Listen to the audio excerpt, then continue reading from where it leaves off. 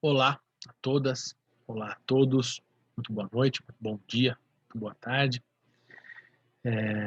Que bom, né, voltarmos aí das férias, damos continuidade ao nosso trabalho, não é? Bom, então, hoje, dando continuidade ao nosso curso, eu gostaria de discutir essa obra aqui, né? Não só ela, mas também aqui. Macunaíma, de Mário de Andrade. Bom, hoje nós estamos no dia 6 de janeiro de 2021. Feliz ano novo a todos, a todas. É, e vamos começar a pensar essa obra e também de que modo a gente pode ler as representações de natureza que a gente encontra nela e também algumas arestas precisamos aparar, né? Na aula passada, a gente conversou sobre Augusto dos Anjos, Euclides da Cunha, e faltaram alguns detalhes. Então, hoje eu montei uma aula bastante ampla, em que Macunaíma é o eixo central, e hoje eu resolvi fazer uma aula diferente. Hoje nós teremos lousa, entre aspas, né? Sempre tem textos que eu trago aqui, é a mesma coisa, de uma certa maneira, mas é que este é um texto, é um conjunto de pedaços de textos feitos por mim, trazidos por mim, para a gente observar juntos. Então, essa aula vai ser uma aula aqui bastante lousa, tá bom? Eu quero ler bastante com vocês e quero ir comentando as coisas. Então, vamos lá. Vamos começar compartilhando aqui a tela com vocês, né? Certo? Então, vamos lá. Isso. Então, estamos aqui. Essa é a minha aula sobre Macunaíma, de Mário de Andrade. Né? Macunaíma, o herói sem caráter. Né? Tá aqui e quero destacar que essa aula é uma homenagem a um professor da Universidade Federal de Roraima, né? Agora estou em dúvida, estadual, foi professor da Universidade Estadual de Roraima, da Universidade de Roraima, professor Devair Fiorotti, né? Essa aula é uma homenagem a ele, porque Devair é um professor muito querido e trabalhou com a questão, né, ameríndia, né, aqui no Brasil, com a questão indígena, e infelizmente esse ano 2020 ele veio a falecer e eu quero dedicar essa aula a ele, tá? Bom, então, antes da gente adentrar no universo propriamente de Macunaíma, eu gostaria de acertar as contas, e como está escrito aqui na nossa lousa, né? Abertura ou acertando as contas, né? E veja, para vocês conhecerem a nossa aula é essa hoje. 1, abertura acertando as contas, né? 2, a minha aula sobre Macunaíma, que eu dei em 2008, né? Uma das vezes que eu falei sobre Macunaíma em sala de aula no ensino médio, eu estou voltando à minha antiga aula e repensando ela com vocês, né? 3, reflexões sobre Macunaíma e telurismo que vejo. Citações e reflexões colhidas em artigos, né? São algumas reflexões e tal, né? E depois aqui dentro dessa tem uma citação do antropólogo Eduardo Viveiros de Castro, considerações finais, para além das considerações finais, algumas questões, né? Essas considerações finais, e depois algumas respostas e diálogos e caminhos que desdobram desses debates, certo? Isso daqui é a nossa aula hoje, certo? Muito que bem. Então, vocês já sabem tudo que veremos, né? Tá aqui. Então, 1, abertura ou acertando as contas. Afinal, o que é o telurismo na literatura brasileira? Aula passada, a gente falou sobre Augusto dos Anjos, Euclides da Cunha, não é? E eu acabei falando sobre o tipo de representação de natureza que a gente encontra ali, que diferentemente do que a gente viu no romantismo, essa natureza agora se torna protagonista, né? Essa natureza tem um lugar de fala, né? Diante da civilização, diante da república, e ela antagoniza com o elemento antrópico, né? Com o ser humano, não é verdade? Então, aí que faltou eu definir o que eu estou chamando de telurismo, né? Então, eu gostaria eu vou ler aqui com vocês um trecho de um artigo meu, que aí está para ser publicado, né? Está no prelo aí para publicação na revista, foi aprovado, tudo vai ser publicado. Então, o que acontece? Eu acabei me esquecendo e eu preciso mostrar para vocês o que eu estou chamando de telurismo, tá? Porque, na verdade, esse é um conceito meu, né? Eu estou burilando este conceito, eu estou lapidando este conceito. Óbvio que eu não inventei a palavra, não inventei o conceito, mas o modo como eu estou utilizando é um modo, digamos assim, por dizer, novo na história da literatura, razoavelmente novo, né? Pelo modo que eu utilizo, né? Esse conceito de telurismo já existe na geografia, a gente encontra telurismo na literatura de modo geral, mas costuma-se dizer telurismo tudo aquilo que é representação de natureza, né? Que quando se aborda a natureza é telurismo. Desta feita, como nós vimos anterior, a cor local romântica, alguns poderiam dizer que existe uma dimensão telúrica no romantismo, e não há nenhum erro em dizer isso. Mas eu estou apartando este conceito da cor local romântica e das representações de natureza que tomam a natureza como secundarizada, como pano de fundo às ações humanas. Na verdade, eu entendo como telurismo, eu, professor Fábio, estou definindo o conceito telurismo aqui, né? E chamo de telurismo toda vez que nós encontramos uma representação de natureza na literatura, não é? E que essa representação da natureza, essa natureza não está apenas representado como cenário ou como palco das ações humanas. Ao contrário, essa natureza atua, ela tem um lugar de fala, ela tem uma voz, ela tem uma presença que se impõe à narrativa, à obra ficcional, de modo a entrar em conflito com o ser humano, né? Ou, se não em conflito propriamente dito, a protagonizar, juntamente com o humano ou em oposição ao humano, a ação da obra. A ação ou, enfim, a obra literária. Certo? Então, telúrica é toda representação de natureza, que a natureza, que os seres de natureza estão no centro. Eu gosto de dizer que no lugar do chamado eu lírico, né, se nós pegarmos o conceito da poesia, o eu lírico, aqui nós teremos um eu terra. Certo? Este é o sentido de telurismo. Vamos lá a uma linguagem mais acadêmica, como eu defino num trecho de um artigo publicado. Está aqui. Sobre telurismo, Por uma história do telurismo na literatura brasileira. É um artigo meu que está sendo publicado aí na revista Cor das Letras, né, nesse semestre. Né?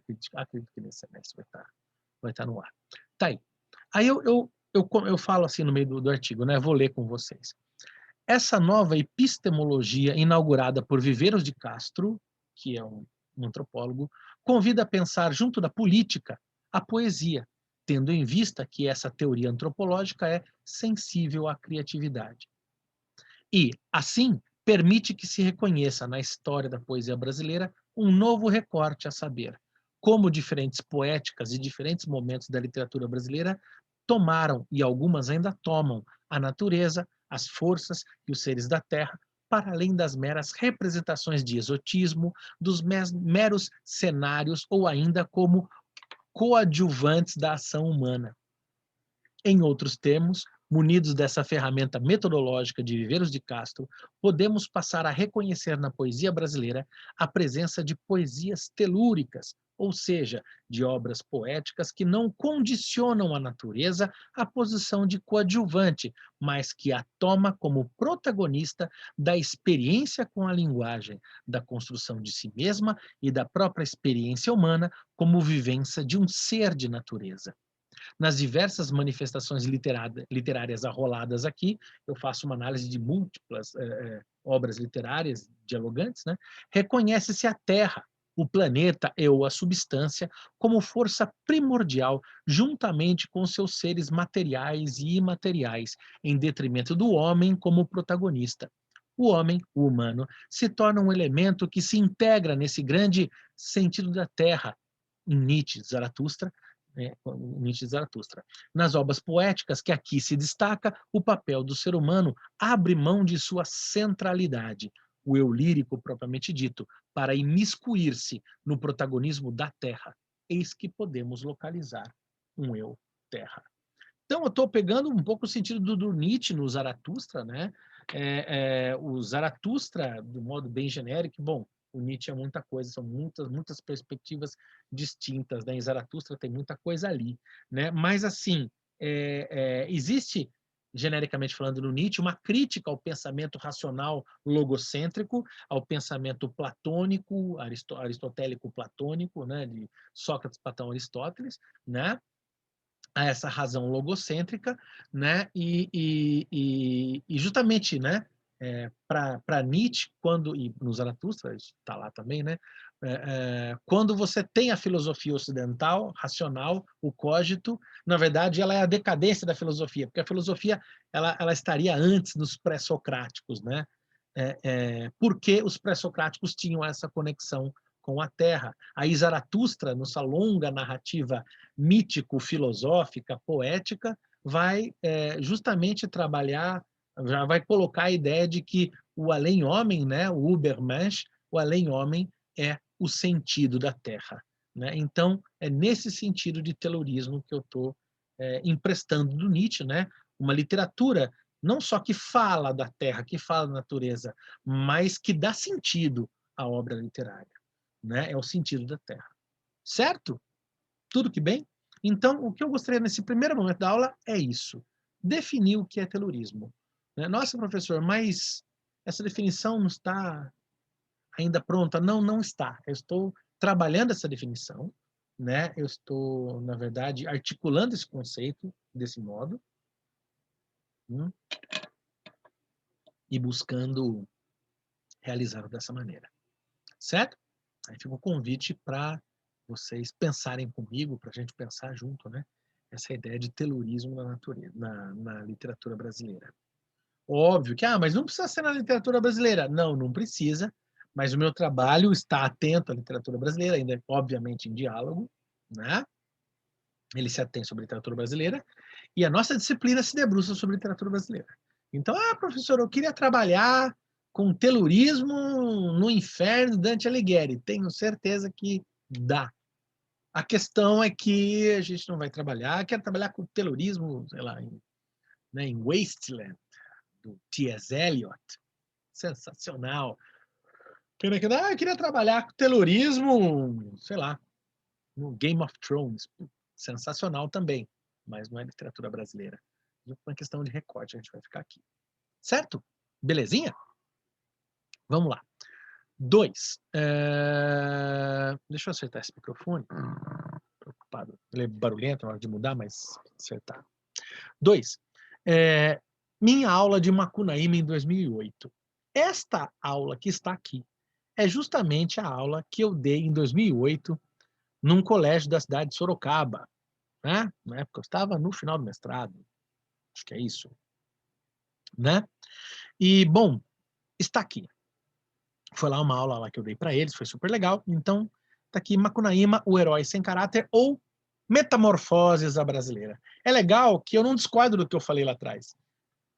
Mas é óbvio que eu vejo muito mais coisas do que eu via naquela época, né? Eu já tinha comentado com vocês que esse trabalho é sempre um trabalho de releitura, né? Então eu estou me relendo, né? E reli Macunaíma, estou me relendo, né?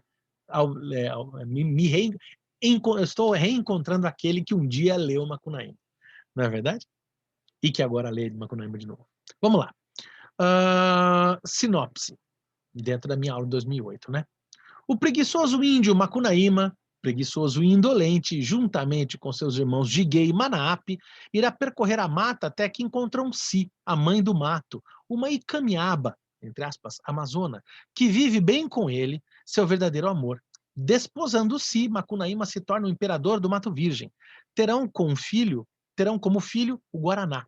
E antes dela morrer, ir para o céu, virando estrela, Macunaíma ganha uma pedra sagrada, a Muiraquitã, uma pedrinha verde em forma de sapinho. A gente vai reencontrá-la em outras obras literárias depois.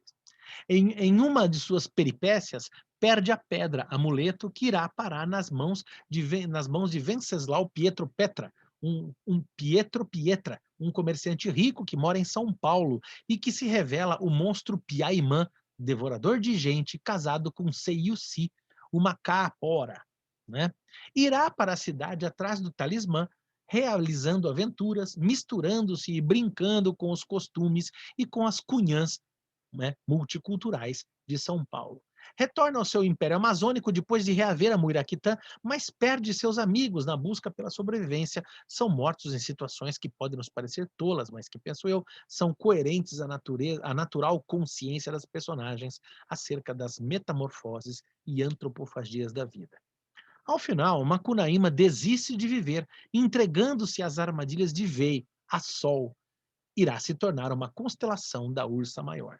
Então veja, é um périplo, né? O Macunaíma sai lá da Amazônia, né? Ele, imperador do mato, em busca dessa pedra que ele recebeu da amada e que ele usava como tembetá, aquela pedra de lábio, né? Ele perde numa das suas aventuras e depois ele vai para São Paulo para pegar essa pedra, consegue a pedra e volta, né? E daí acaba se tornando um ser celestial junto com Si, a mãe do mato, né?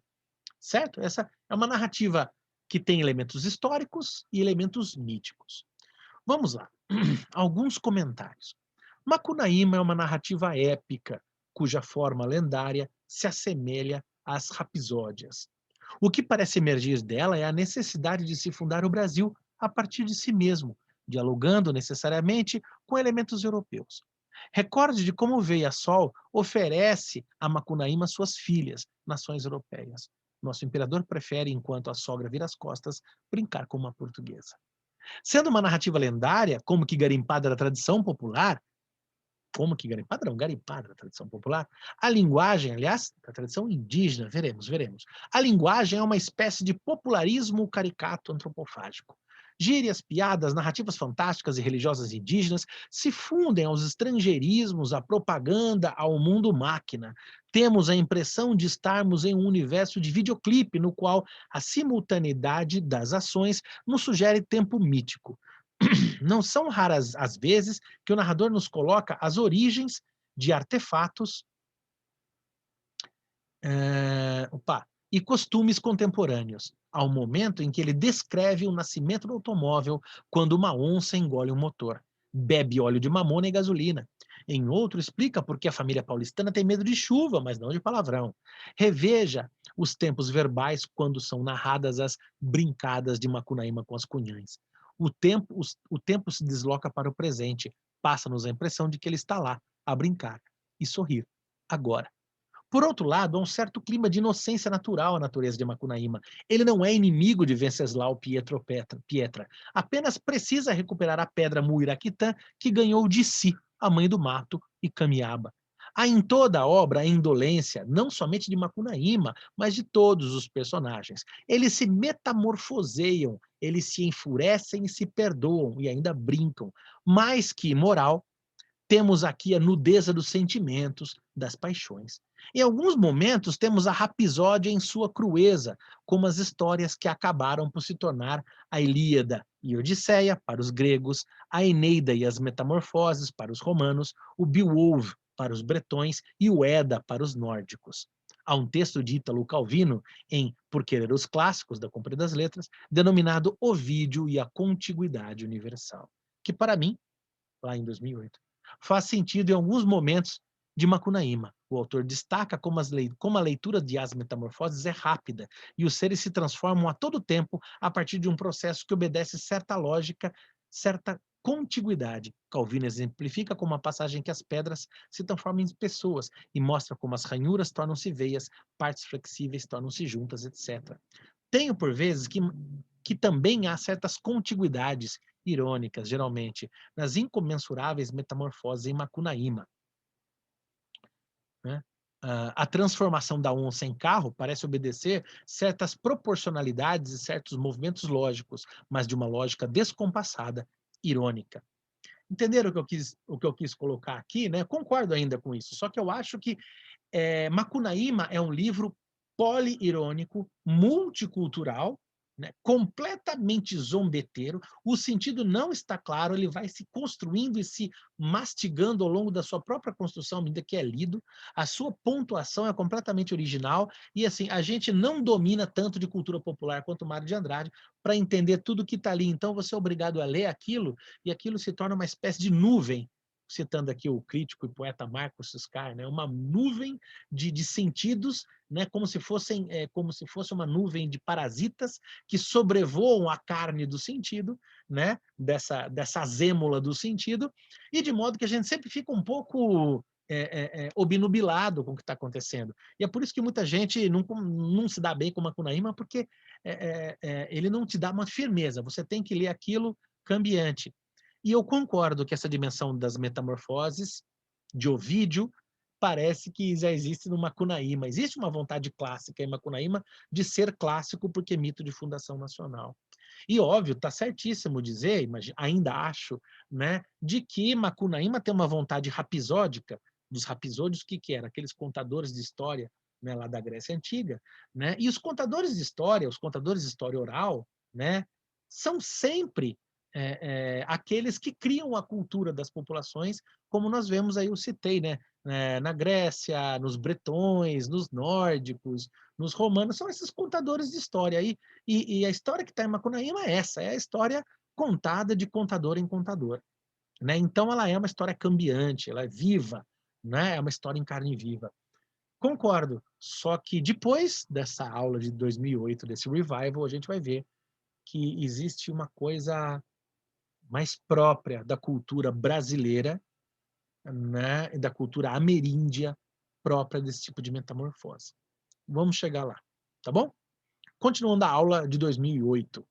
Penso que Macunaíma é, ou se quer ser, um romance rapisódico mítico da cultura brasileira, a partir do presente, é laudatória, sarcástica dessa locomotiva pauliceia.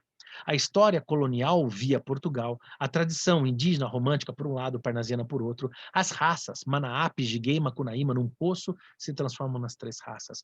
Tudo isso é deshistoricizado, batido no liquidificador para gerar um canto mítico de fundação da tradição de um país sem tradição. Eu sofro, São Paulo. De um caráter de um povo sem caráter, de uma cultura de um povo sem cultura própria. Teríamos aqui um viajante estrangeiro em sua própria terra? Talvez. Veja, também o último capítulo justificando a compilação escrita da tradição oral rapisódica. É irônico porque faz desse descompasso civilizacional brasileiro, na opinião do narrador, eu discordo, não sei, há que se pensar, né? A música de refundação de um país descompassado, cujo caráter torna-se caráter ausência de caráter. Óbvio, observação, caráter aqui é igual característica. Vamos falar Macunaíma herói sem caráter? Ele não é nesse sentido pejorativo até do sem caráter, como uma pessoa é desonesto. Não, o desonesto ele tem um caráter negativo, né? O Macunaíma não, o Macunaíma não tem caráter nenhum. Né? Ele está bravo brigando com a Cunhã, que é a moça, Cunhatã, Cunhã, Cunhaporã. Aí ele resolve brincar com ela. E brincar ali significa fazer amor. Né? Tem um momento que ele fala como é que é, ele gostava, adorava pegar as mulheres do irmão, né?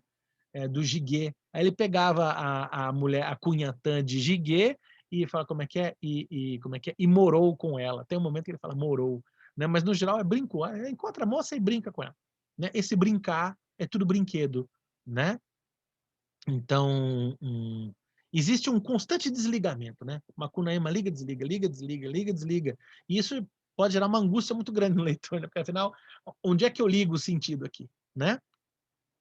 Cabe um destaque ao capítulo Carta para as Icamiabas. Eu acho que é central, acho que todo mundo concorda, e eu acho esse capítulo sensacional. Para mim, ainda acho, o desvelamento da obra. Veja como Macunaíma se compreende monarca, como ele muda a linguagem para uma tonalidade empolada. Há uma máscara caindo a partir dessa parte. Ele é um anti-herói, uma fraude que se pretende rei, e que fala como rei para suprir sua fraude real. Né? E uma fala exagerada, né? Uma fala assim, ele tem, ela é muito tão empolada que ela não é uma norma culta nem formal, ela é rocambolesca, Ela é uma espécie de um rococó, um barrococó figurativo, né, o expressionista, como diria o Zé Cabaleiro, né? Várias possibilidades de pensamentos esta parte, de pensarmos esta parte. A crítica à tradição retórica bacharelística parnasiana parece ser uma delas, né? Existe toda uma parte do movimento modernista de ir contra, se opor, né, ao pensamento retórico bacharelístico parnasiano, né? Tudo aquilo que é da tradição anterior, herdada, que é a tradição retórica, que é uma linguagem de bacharéis, né, que são advogados que produzem uma literatura, né? Então existe uma coisa de um desejo de se opor e de fazer uma caricatura. Então, quando ele escreve para as Icamiabas, as Amazonas, como ele é um rei, ele precisa fazer uma linguagem empolada, só que ele só consegue zoar, né? Macunaíma é o nosso troll ancestral, o Macunaíma de Mário de Andrade, que a gente vai ver que a questão é outra e tem mais caroço nesse angu. Vamos lá, deixa eu não me esquecer o óculos dessa vez, que depois eu fico passando mal. Muito que bem. Essa é o meu resumo sintético, analítico, que eu fiz lá em 2008, tal e qual, não mudei nada, né? Beleza. Agora, eu não discordo disso que estava lá, mas eu vejo umas outras coisas que eu quero apresentar aqui. 3. Reflexões sobre Macunaíma e o terrorismo que vejo hoje. Saímos de 2008, né? De 13 anos atrás, e agora estamos aqui. Né? Citações e reflexões colhidas em artigos meus. Né? Não só meus, a gente vai ver artigos meus e de outros aqui. Né? Então, aqui, sobre o contexto da década de 30. Vai estar no artigo meu chamado Magma, o Diário do Campo Lírico. Magma é uma obra do Guimarães Rosa que a gente vai ler depois. Acho que não sei se é a próxima obra que a gente vai ler. Já desculpa. E aqui, para falar do Magma, eu destaco um ponto interessante aqui. Olha lá. A própria década de 30, né, porque Macunaíma foi publicado em 28, se não me engano. A própria década de 30 foi um momento de pujantes fermentos de transformação. Antônio Cândido fala isso. Coube ali aos nossos poetas, escritores, críticos e demais intelectuais uma busca pela interiorização no Brasil, um movimento bastante amplo que rumava para que a cultura brasileira fosse compreendida em maior profundidade. É nesse período, por exemplo, que temos a viagem de Mário de Andrade pelo interior do Brasil, pesquisando o folclore, a cultura e a musicalidade popular. Em 1927, Mário de Andrade está na Amazônia, enviando carta a Manuel Bandeira. Em 28, publica o romance Macunaíma, fruto de sua experiência pela Amazônia. Em 31, Raul Bopp, né, também do momento modernista, publica Cobra Norato, poema épico de inspiração folclórica, em que o protagonista veste-se de serpente amazônica. Olha lá. Então, veja, Macunaíma não é um romance isolado, né? E nem Mário de Andrade, porque a escrita de Mário é uma piada em cima da outra, é uma multipiada, cascateando-se uma em cima da outra sucessivamente. É uma espécie de fractal de ironias. É mesmo.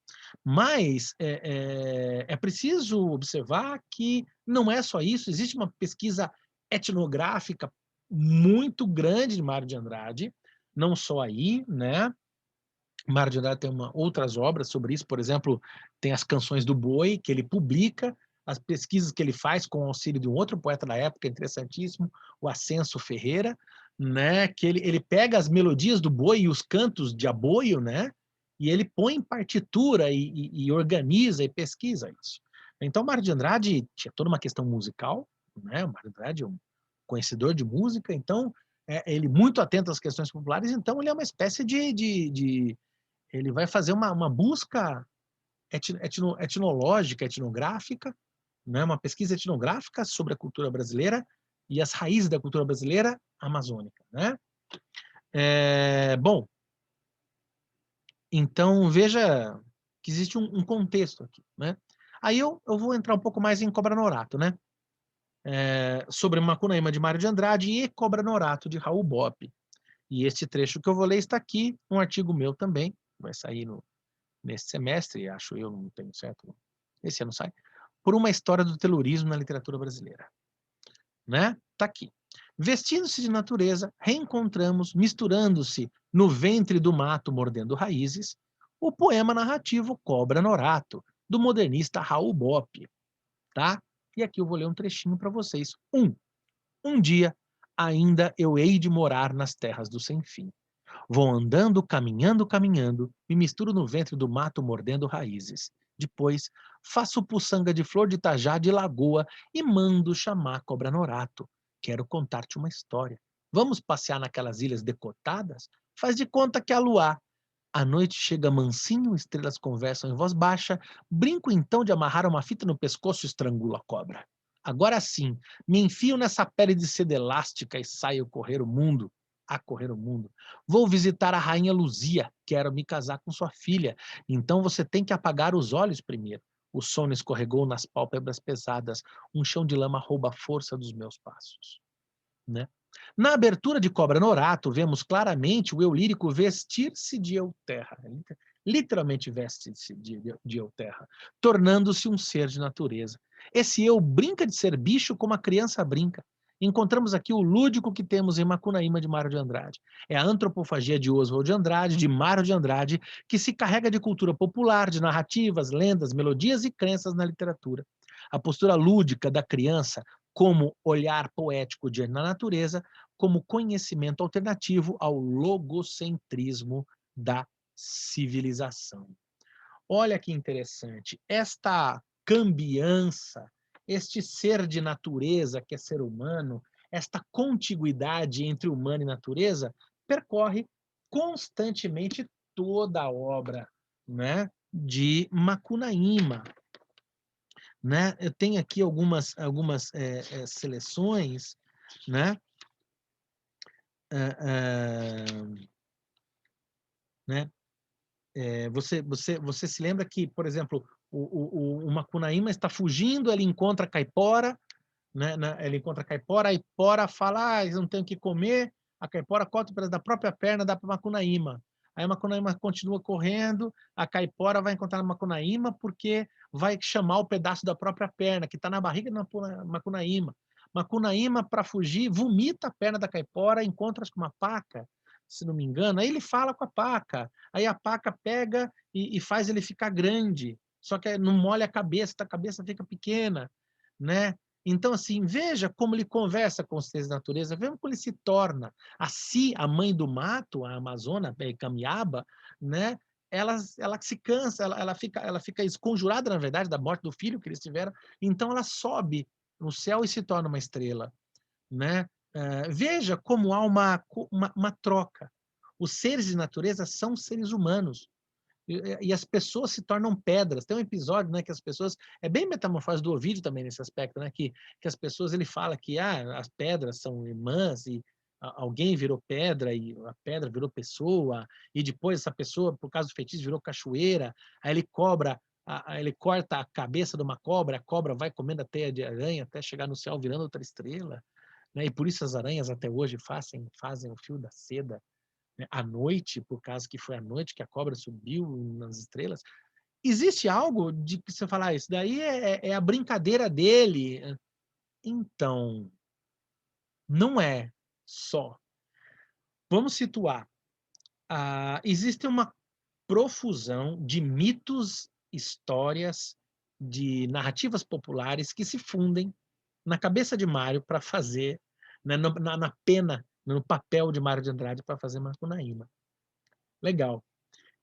Só que tem uma em especial, uma questão especial aí, que é a história de Macunaíma. Macunaíma é um mito, né, de um conjunto de etnias, a gente vai ver isso daqui a pouco, né, que é uma espécie de herói, é uma espécie de Gilgamesh daquela região amazônica, uma espécie de, vamos dizer assim, um ser mítico, como uma espécie de Hércules, né, uma espécie de divindade. Se eu não estou enganado, essa questão, esse Macunaíma que você tem ali, essa mitologia, já está presente na ideia do Geza errante, que a gente não viu, mas está antes na história, no Souls Andrade, no século XIX, lá para 1850, se publica, se não me engano, né? O Geza errante. Né? Então, assim, existe um conjunto de lendas e que circulam dessa maneira, né, na narrativa oral indígena, né, sobre Macunaíma.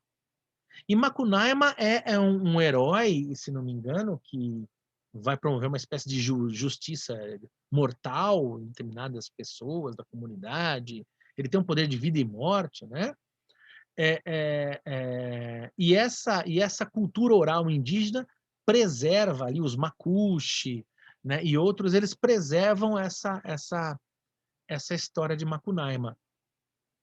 Então, ou seja, essas é muito difícil você pegar o Macunaíma do Mário de Andrade e você saber o que é o Macunaíma etnológico, etnográfico, digamos assim, e o que é o Macunaíma inventado de Mário. Assim. Você sabe que, bom, o Macunaíma tem ido para São Paulo atrás de uma Muraquitã, né, para encontrar um colombiano que mora em São Paulo e se enriqueceu como um burguês de São Paulo e que é um piaimã.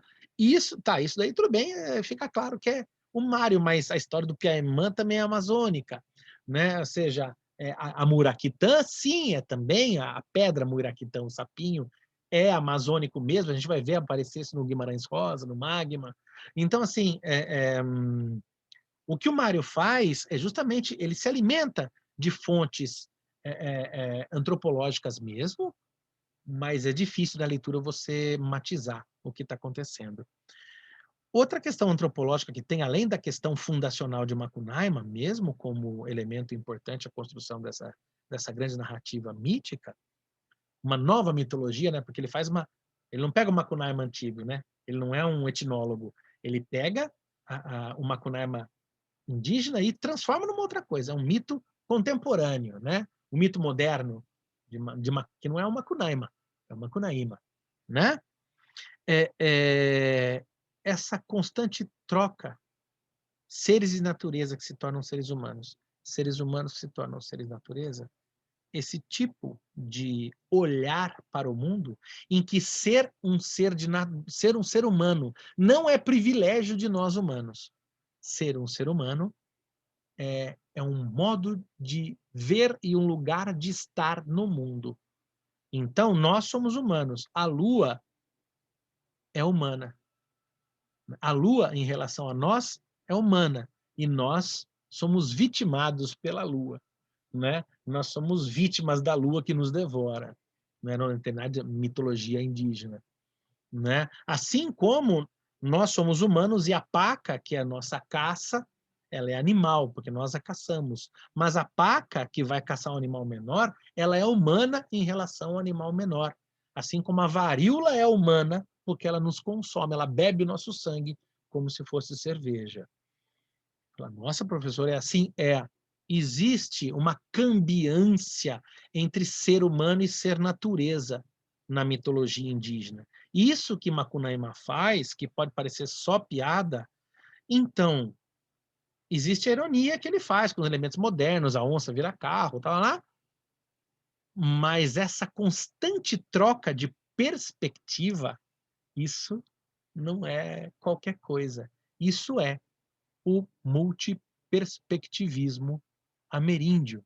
E este jeito de pensar dos indígenas da América, a gente fala Brasil, Venezuela, Floresta Amazônica em geral, esse modo de pensar é sistematizado por um antropólogo brasileiro internacionalmente reconhecido, denominado Eduardo Viveiros de Castro, em obras como essa aqui, A Inconstância da Alma Selvagem. E esqueci outra aqui.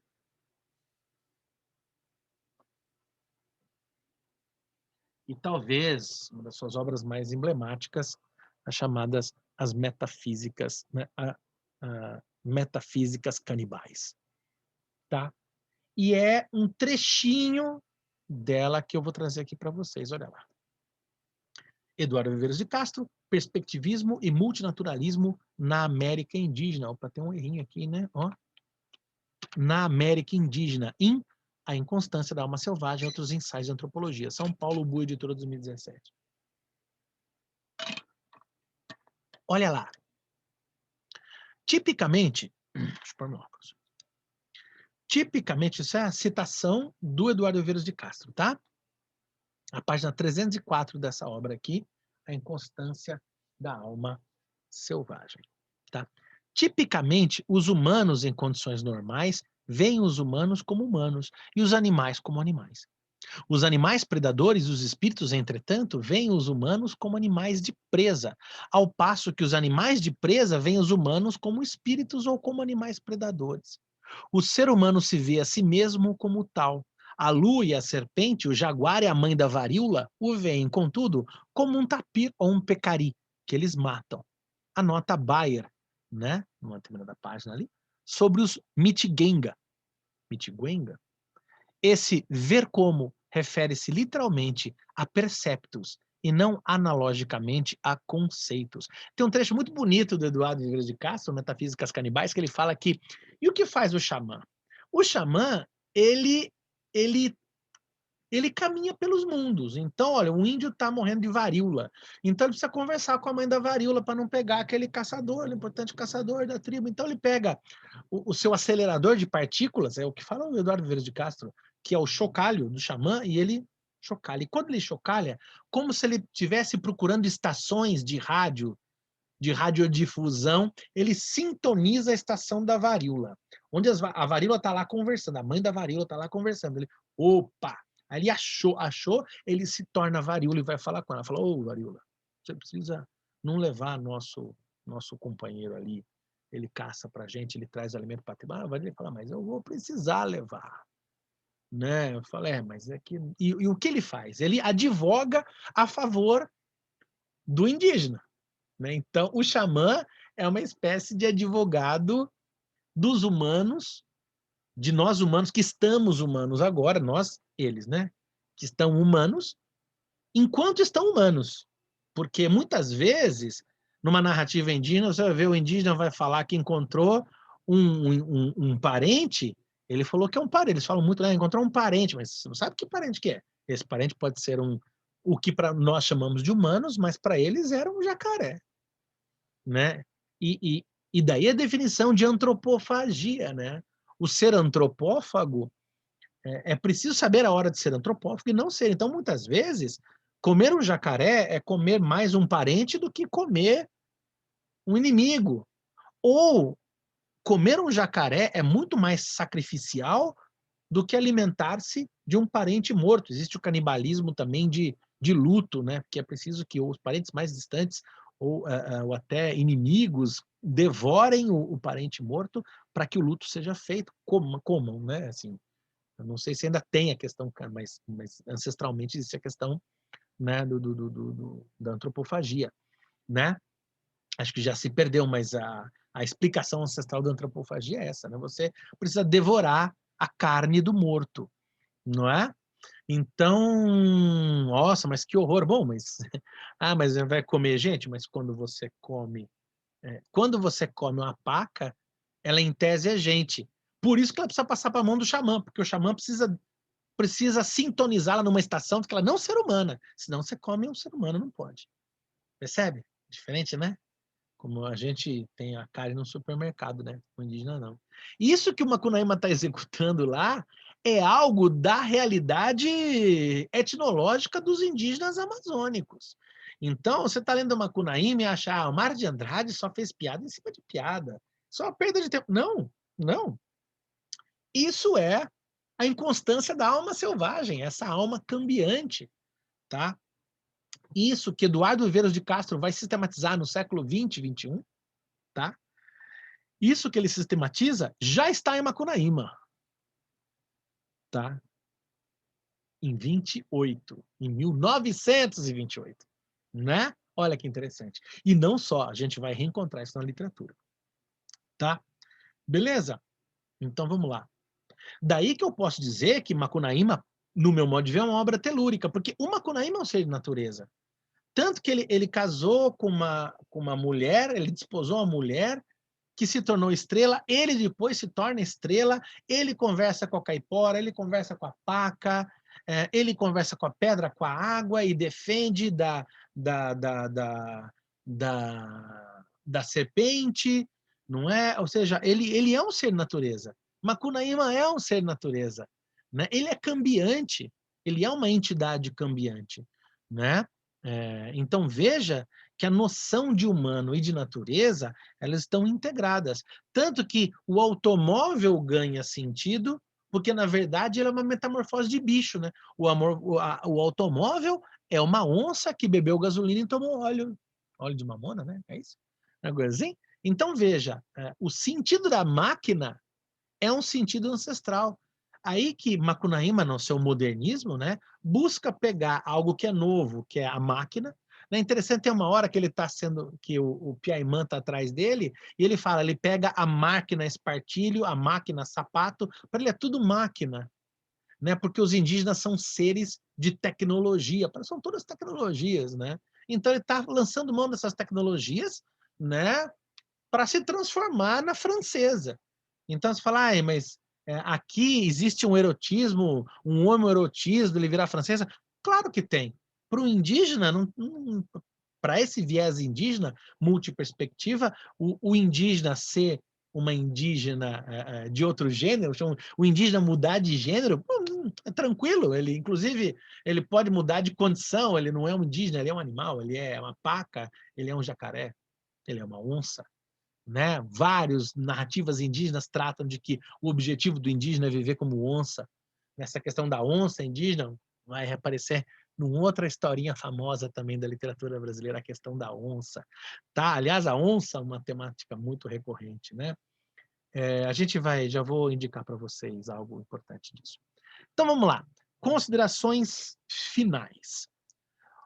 Macunaíma, romance / mito de fundação nacional, é marcado por forte presença telúrica, que anteriormente havia aparecido na literatura brasileira como tragédia, em Eu de Augusto dos Anjos e em Os Sertões de Euclides da Cunha. Existe um telurismo no eu, claro, é a natureza que fala, a natureza exausta, falando para o ser humano, não dá, acabou.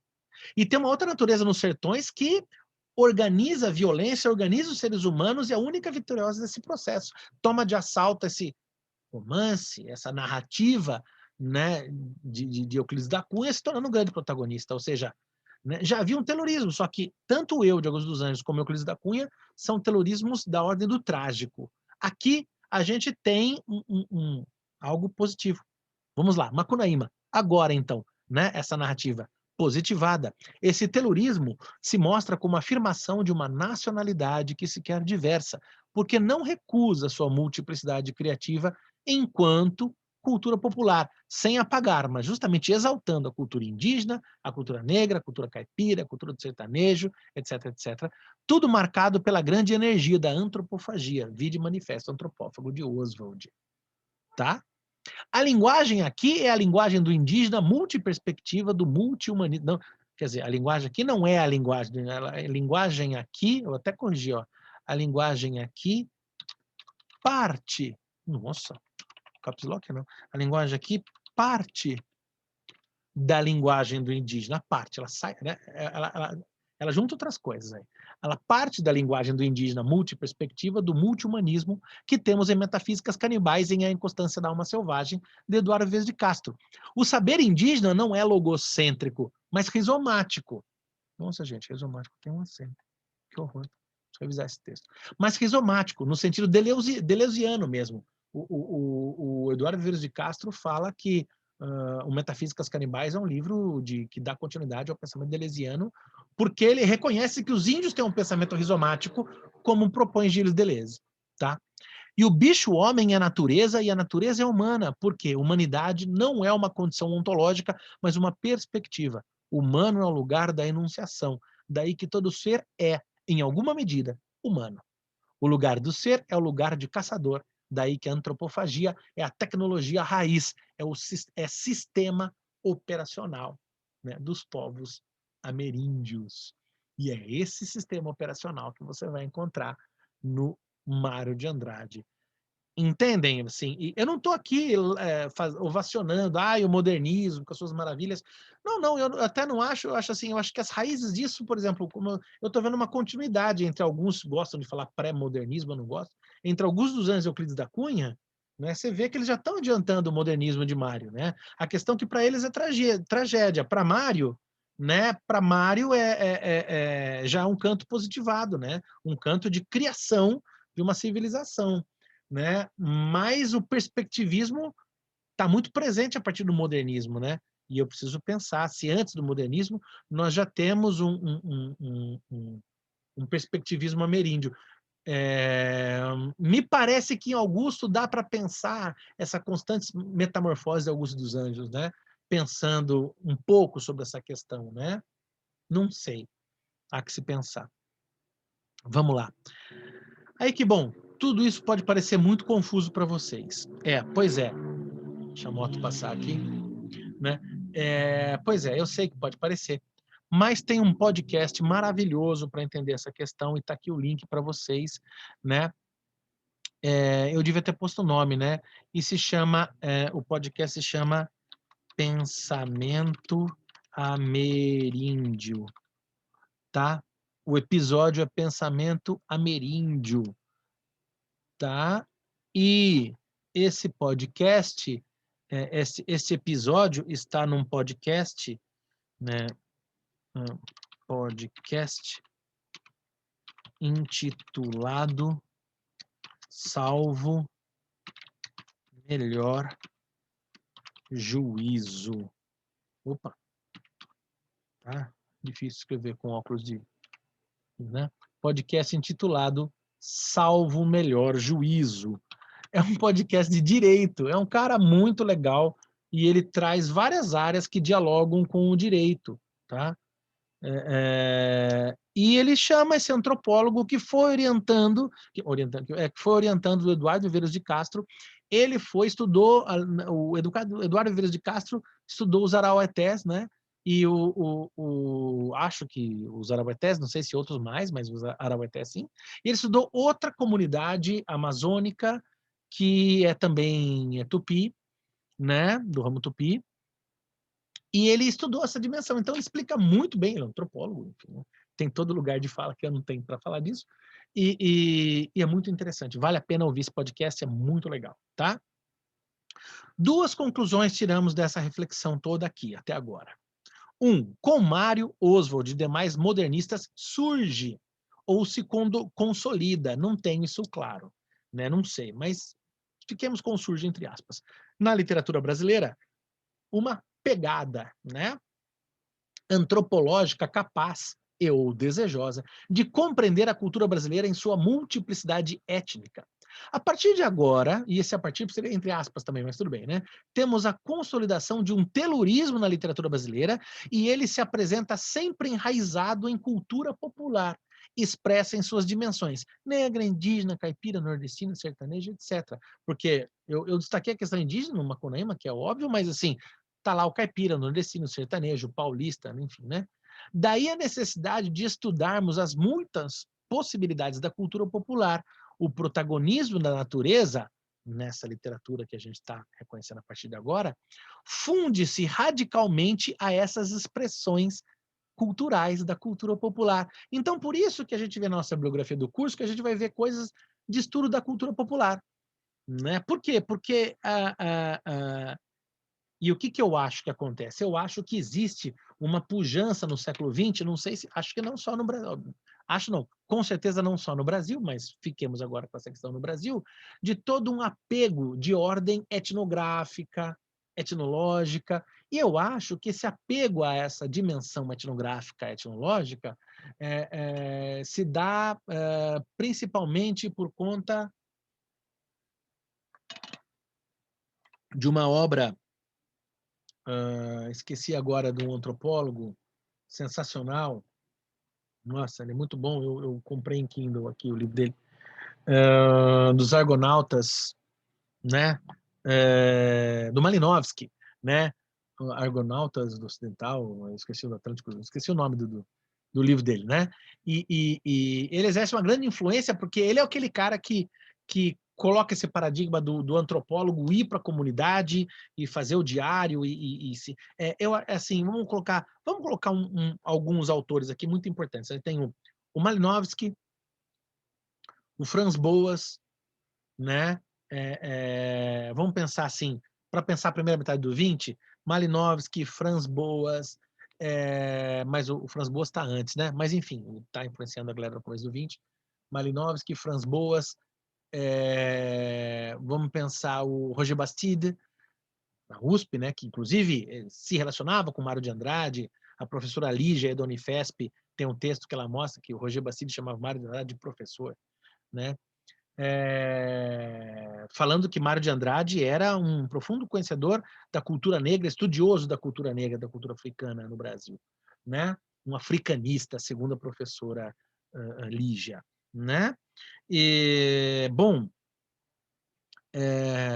então, a gente começa a ver, quando a gente vai para o século XX, pensando na dimensão do telúrico, agora melhor definido, né, o que eu estou chamando de telurismo na literatura, a gente começa a ver que não dá para não estudar questões da cultura popular, porque a literatura vai se alimentar da cultura popular, porque a cultura popular ela está embaralhada de telurismo, ela está fundida ao telurismo, e as expressões telúricas vão aparecer bastante junto de expressões populares ou em compilações de oralidades, de cultura popular trazida para a literatura erudita, enfim, né? Rompendo e mostrando uma circularidade entre o que seria o erudito e popular, né? Segunda conclusão, 2. Macunaíma carrega, obviamente, sua historicidade, não seu lugar no tempo histórico. É o olhar de um homem cosmopolita, artista, desejoso por construir uma visão moderna de cultura brasileira, plural, mas modernizante, e que tem um projeto de cosmopolitismo paulista muito forte. A força de Macunaíma cobre Macunaímã, o canto mítico indígena cujos herdeiros são as vozes indígenas das etnias Pemon, Taurepã, Wapixana e Macuxi. Quão distante é esse Macunaíma arqueológico que reside na cultura indígena, me falta um acento aqui também, indígena, na cultura dos povos originários? É aí que tá. Quanto de Macunaíma temos em Macunaíma, né? Ou Macunaíma, né? A gente fala Roraima, né? Lá em Roraima eles falam Roraima, né? Então a gente fala Macunaíma, mas o original é algo próximo como Macunaíma, Macunaíma, né? Eu não domino. Aí a pergunta é, quão distante é esse Macunaíma arqueológico que reside na cultura indígena da cultura dos povos originários, né? Quão distante é esse Macunaíma arqueológico e o atual, né? Dessa cultura hoje indígena, né? Vou tirar o arqueológico aqui porque ele existe, ele não deixou de existir, né? Bom, não deixa de ser arqueológico também, né? Porque arqueológico, sim, arqueológico. Porque trata-se de escavar, né, essa raiz, né? Ele está lá em raiz lá, mas óbvio, ele está vivo agora, né? Ele é presente. Quão distante é esse Macunaíma arqueológico que reside agora, tá certo, é um presente, que reside agora na cultura indígena, né? Quão distante é esse Macunaíma arqueológico que reside na cultura indígena? Na cultura dos povos originários? Não, quão distante é o Macunaíma de Mário de Andrade do Macunaíma arqueológico, né, e que reside hoje na cultura dos povos originários? Vou melhorar essa frase depois. Não sei. Né? Acho que descobrir isso, só isso já é um caminho interessantíssimo. Tá?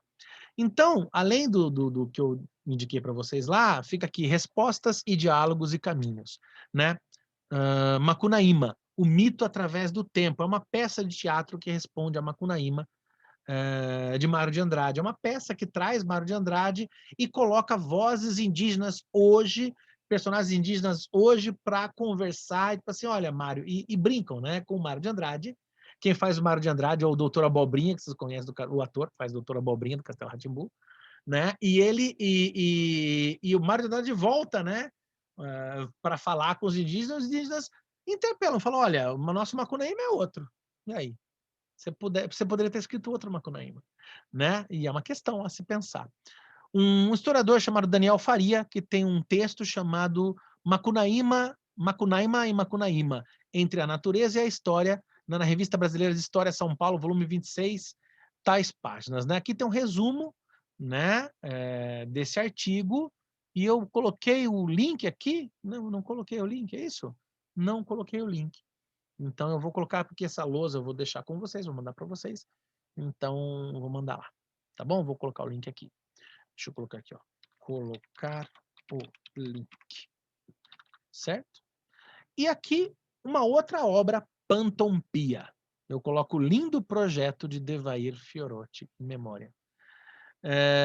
Devair Fiorotti é um professor da Universidade Estadual de Roraima, né, professor da Universidade Estadual de Roraima, né, é professor da Universidade Estadual de Roraima, né, e o Devair, ele escreve uma obra que está à disposição para todo mundo, gratuitamente, então, mais de 300 páginas, um e-book, Narrativa Oral Indígena, Pantompia, Narrativa Oral Indígena, né? São entrevistados indígenas de diversas etnias, entre Wapixana, Macuxi, Taurepang e outros. E eu não tenho certeza dessa afirmação, mas eu acho que eu não estou errado, eu estou no mínimo bastante certo. Que talvez a obra do Devair, organizada pelo Devair, seja a obra onde mais você consiga encontrar narrativas de indígenas hoje que tratam do mito de Macunaíma.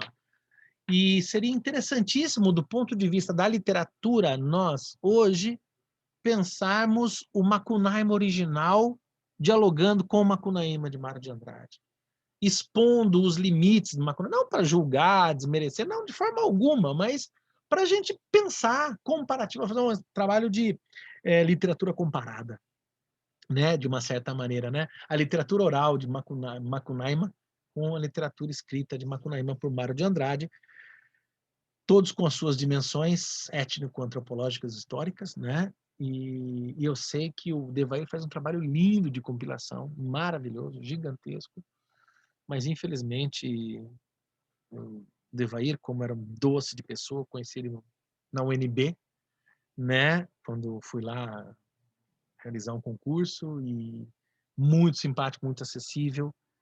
É uma grande perda, mas eu tenho certeza que o mundo dos beija-flores ganhou muito, né, com a presença dele numa outra forma que não na forma nessa forma humana que a gente conhece, né, numa outra forma humana, né. Tenho certo que para o Devair essa inconstância da alma é uma lição aprendida e imagino que uma lição realizada, certo? Bom, o que eu quis fazer aqui é apresentar o telurismo, o meu conceito de telurismo que eu estou elaborando. Óbvio que eu não tiro do nada, ele tem lugar na história do pensamento ocidental, mas eu estou trazendo do meu modo. E apresentar Macunaíma e mostrar para vocês como Macunaíma, como Mário, Oswald, Guimarães Rosa, como a literatura do modernismo e de seus derivados do século XX, ela se aprofunda em questões etnográficas. Eu tenho uma galera antes do modernismo já colocando essas questões, tá? Mas não dessa forma. Enfim, o movimento modernista é um movimento de diálogo entre si, né? É um grupo não homogêneo, mas é um grupo bastante heterogêneo, mas é um grupo, né? Enfim, você tem outros anteriores que não estão nesse grupo, mas não são menos importantes. Tem Graça Aranha, tem Capistrano de Abreu, que eu acho que assim precisa, né, na história, né, da Capistrano de Abreu, precisa pensar essa questão, né, do olhar sobre natureza em Capistrano de Abreu, né, Araripe Júnior, enfim, tem um conjunto de coisas a se pensar. Mas por hora, né, me chama a atenção que na transição do 19 para o 20, diferentemente do que a gente viu até o paradigma romântico, na transição do 19 para o 20, vamos lá, Goeza, aí começa Augusto dos Anjos, Euclides da Cunha, Mário Oswald, Guimarães Rosa, aí, enfim. A gente tem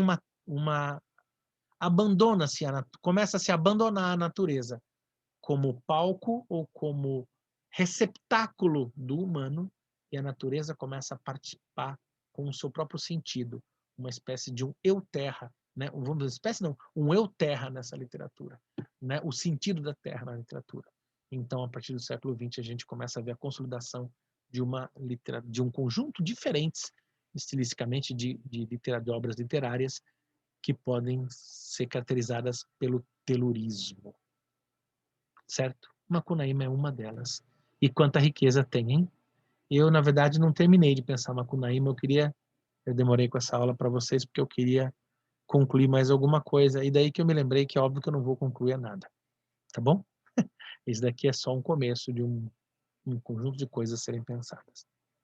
Muito obrigado. Deixa eu parar o compartilhamento. Muito obrigado pela paciência, né? Muito obrigado pela disposição. Espero que vocês gostem da aula. Feliz 2021 a todos nós, né? Evoé. Muito obrigado.